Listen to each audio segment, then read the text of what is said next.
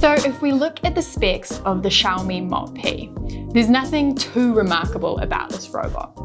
Everything is what you would expect to find on a mid-range Robovac. It has LiDAR, it has a mop, it has 110-minute battery life, and all of these stats check out except for one, and that's the price. Without a doubt, this robot is the best value for money in its price category on the market. It was only a couple of years ago that you could not find a Robovac with these specs for under 1,500 New Zealand dollars. Even in 2021, a genuine smart navigating hybrid mop and vacuum for under $700 is still an incredible price and great value. Other robots in this range are usually what we call smart random navigating robots. So they feel around with bump sensors and backup gyroscopic algorithms, but they don't really know exactly where they are. This robot is a smart navigating robot. So it's methodical and accurate, and it always knows exactly where it is in the room. Despite not sharing the brand name, the Mi Mop P is actually a sibling to the famous Robovac brand. This means that the setup process is intuitive and the software is sophisticated. Incidentally, it can also link up to the Robovac Home app as well as the Mi app. It has 2100 pascals of suction power, so that's a lot higher than most of its price point competitors, and you'll see how that plays out in the cleaning test later. It connects to the Mi Home app as well as the Robovac app.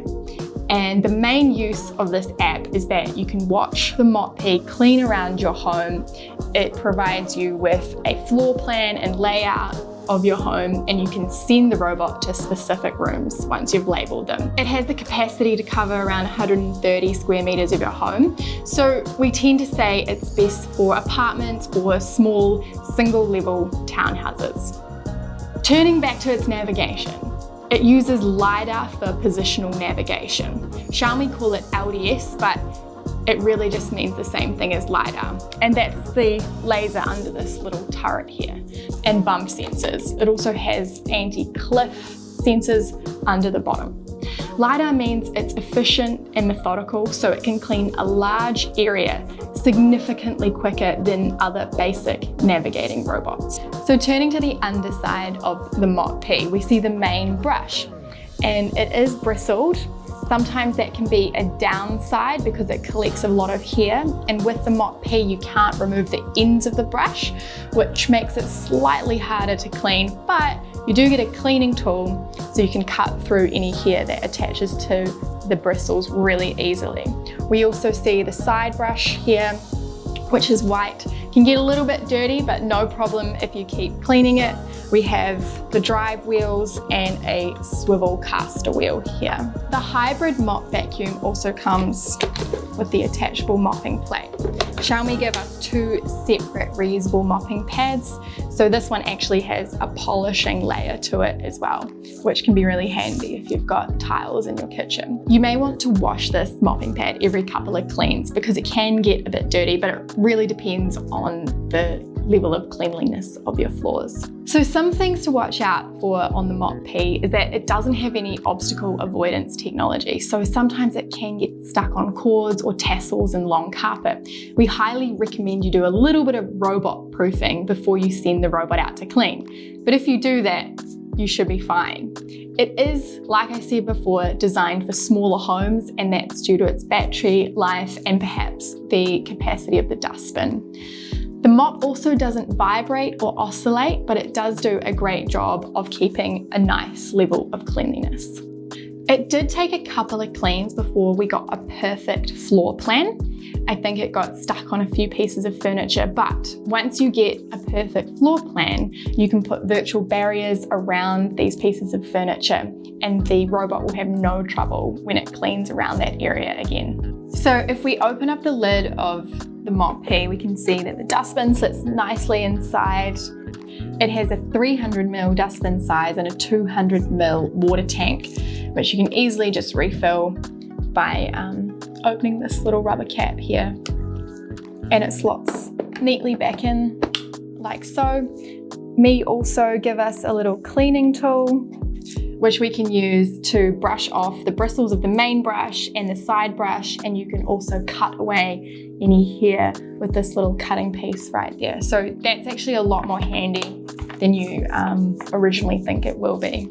So in terms of the Mop P's design, it's a nice clean white design. As you can see, it's circular. There's a little bit of orange that pops out under the LiDAR turret.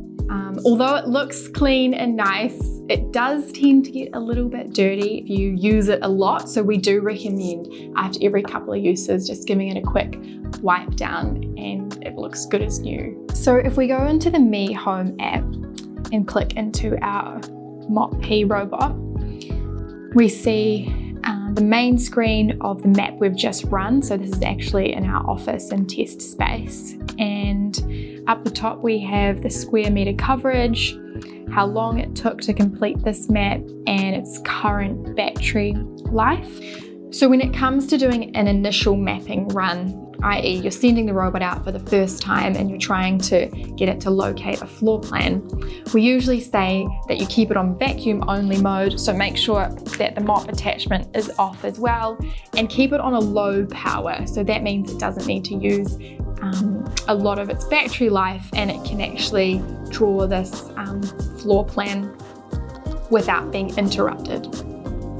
If we press this button here, it will go back to the dock, and obviously if we press start, it'll leave from the dock and go out to complete a clean. So make sure you have the correct vacuum or mop function on, easily changeable here depending on whether you have the mopping attachment on or off. And if you want to mop only and not vacuum at all, you just press the mop only one like so.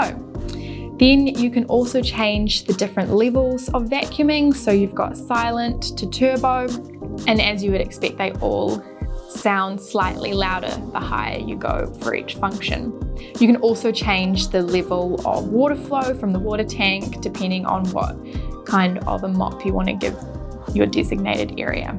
So if we go back into the room, this is our office that we've just completed.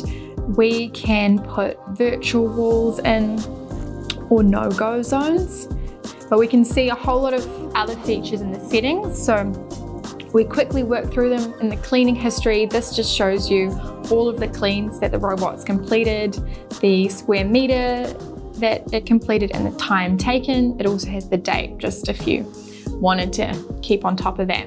You can schedule cleans. So currently we don't have anything scheduled, but perhaps I want to add sort of a vacuuming mode, and I'll do it for tomorrow at 3 p.m.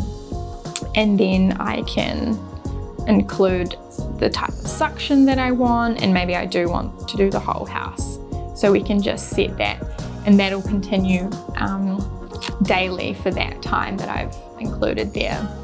Sometimes you may want to just do the edges of your home. You don't want to do an entire clean, so you can actually come into the app and just turn vacuum along the edges, and when you press play or start, the robot will actually just go and circle the perimeter of the floor plan that you have saved. Another handy feature is the secondary cleanup feature. You may want the robot to do 2 rounds every time it goes out, so you can just turn that on if you want to make sure the area is cleaned twice. We also have a do not disturb mode here, so for some reason or another you may not want the robot to go off at night, or you don't want it to go off in the day in certain times, perhaps the baby's sleeping, so you can just manually change these times for whatever works with your schedule. Perhaps you don't want the robot telling you when the cleaning's finished or when it's returning to its base, so you can actually turn off the voice control, but sometimes it's handy to know what it's doing, so I tend to leave that on. You can also adjust the volume of the voice of the robot. You can change the language that the robot uses. It's good to keep the Remember Map feature on. This means the robot will automatically recognize the floor plan at last completed. In other software updates around the world, I think in India especially, there is a multi-mapping feature for the Mop P. However, that software update isn't yet available in New Zealand, but we'll keep you updated when that when that update is available, because that's a really handy feature. There's an area editor, and if we go into this feature, you can rename rooms, or you can merge or put dividers in between rooms. So this is actually our office, so we would rename that to the office. You may want to reset the map or clear your maps that you already have. We don't advise this unless there's a specific reason for it, but it's an option if you want it. Perhaps you might have lost your robot and you want to make a signaling sound. If you just come into the settings and click look for the robot or look for the vacuum mop, it does this. I am here. You may want to remote control the robot, so you can just come into this setting and navigate it manually like this. Here's an opportunity to name your robot, so we might just call him Robbie. There's a whole lot of other parts to the app that aren't quite as relevant, but if you want to update your software or have a look at any additional security settings, you're welcome to go and try those out.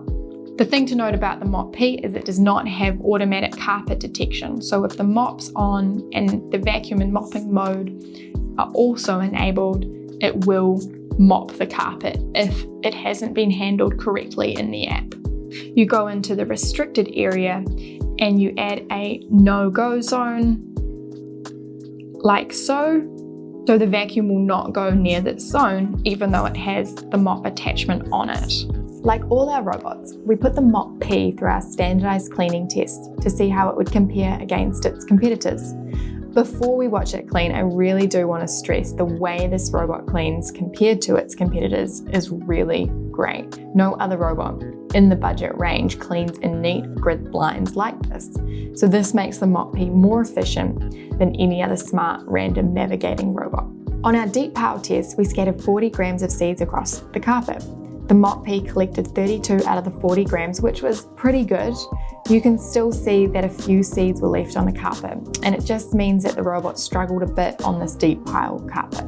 To see how it handles larger debris though, we then measured out 20 grams of Fruit Loops, and the Mop P picked up 17 out of the 20 grams, giving it a score of 85% on this test. The robot actually missed quite a few Fruit Loops, and it looked like some got stuck in the main brush. Admittedly, the test is quite hard, but it's good to know if you want to use this robot on deep pile carpet, be prepared to run it at least a couple of times. Our long hair test is quite unrealistic, as we do need to put out quite a bit of hair so we can visually see how the robot handles it. The Mop P did well. We gave it a score of 85% because although it missed a few pieces of hair, we were happy that in the end it did collect all of the hair. It's important to note that since the Mop P uses a bristle brush for its main brush, quite often hair will roll around the brush once it's been picked up. It is easy to cut through, and Xiaomi even supply a cutting tool, which is just located under the lid of the robot. The Mop P really began to shine on the hard floor tests. It picked up 90% of our coffee. The single side brush didn't flick the coffee around as much as other robots in this price range do, and it seemed to be able to effortlessly handle the coffee without crunching it up or leaving wheel marks. The Mop P also picked up 90% of the Fruit Loops that we scattered.